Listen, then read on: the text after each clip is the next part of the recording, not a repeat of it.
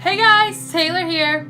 And before we get started, I just wanted to say that I am super sorry that I did not upload a video last week. I was really busy all last weekend and I really just couldn't find the time to film and upload a video for you guys last week. But don't you worry, my friends, because I have an awesome video planned for you guys today. Today we will be talking about Halloween! And as promised in my last video, I am wearing my Halloween costume. This year, I am dressing up as one of my favorite all-time 90s show characters, Salem Saberhagen from Sabrina the Teenage Witch. I even have a little bow tie right here, and I also have my very uncooperative tail right here. As I said earlier, today I will be talking about Halloween, but I will also share my insight and experiences when it comes to Halloween. Alrighty guys, with all that being said, let's start talking Halloween. Halloween growing up was always a very big hassle for me because I would not know what I wanted to be for Halloween. We would go to 4 or 5 different Halloween stores just to find my costume. And because of my picky eating habits and my not so fondness of chocolate, I really didn't have that much luck collecting Halloween candy either. Finding a costume as a child was very difficult because, as I said, we went to 4 to 5 different Halloween costume stores, and it started getting really frustrating on me because of the sensory issues and the sensory messaging overloads that I always have going on with me. And it was always hard because there are all these different types of options, and with all these options, I couldn't choose one because I would be like, okay, there's one right there, one right there, one right there, one right there, one right there. Like, my mind was like all over the place, and it was really too much for me to handle.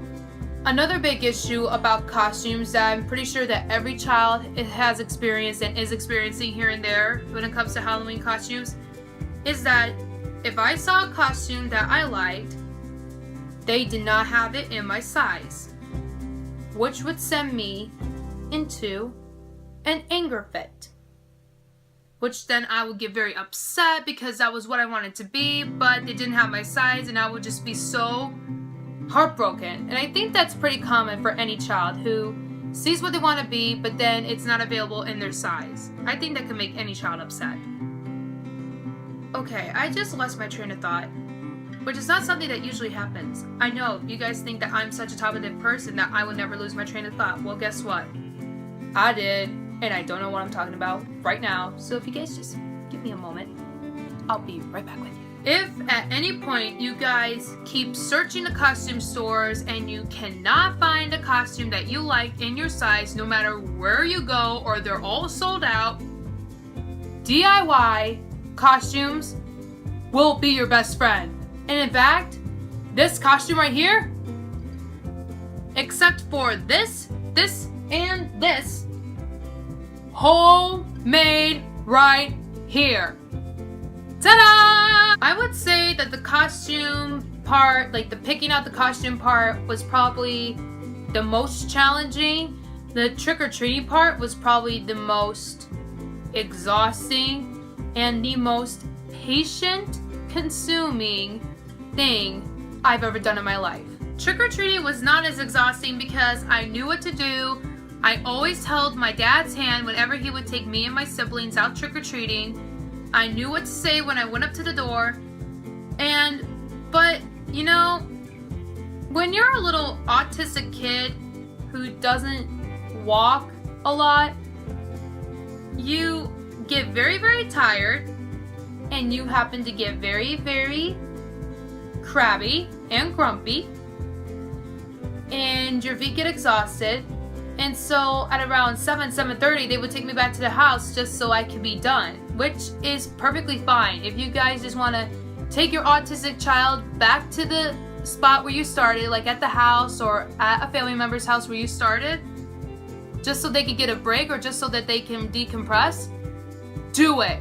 Trust me, my family did it and it works. It helps. Trust me on that. Another thing that has made Halloween not so enjoyable was just a personal preference. As many of you guys know, I hate chocolate. I do not like chocolate. It makes me gag, and it almost made me throw up the first time I tried chocolate.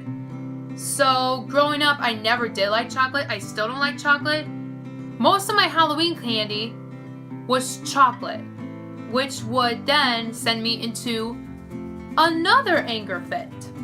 And some of my favorite things when I would go trick-or-treating, it wouldn't be the candy. You know those houses that would hand out Bible pamphlets? Being the devoted non-denominational Christian that I so happen to be, I absolutely love those things. And I think at one point, this guy gave me like this little mini comic book in a trick-or-treat bag, and that was pretty sweet as well. So now that I've kind of shared my experiences about Halloween and how Halloween was kind of a nightmare for me, I'm going to offer some of you autism families some insight and some tips or some just overall insight of how your autistic child or someone in your family who has autism can have a fun and safe Halloween. First thing I would recommend is to expect the unexpected. Like costume shopping, an oversensory meltdown might happen. Trick-or-treating, a sensory meltdown might possibly happen. So just kind of expect the unexpected, because you never know with someone on the spectrum. You may never know. The second thing is to have an extra adult with you when you and your family with the autistic child go trick-or-treating. My family has done this for years, and when your autistic child or someone that you know has autism, and if they feel overwhelmed or they feel like they're just done physically and mentally, that extra adult can walk them back to the house where they started from. If your child is nonverbal, here is, I don't know if this idea has been invented or not, but what you can do, you can make these small little index cards. You can use any size index cards. You can write trick or treat on them, and on the back you can write thank you.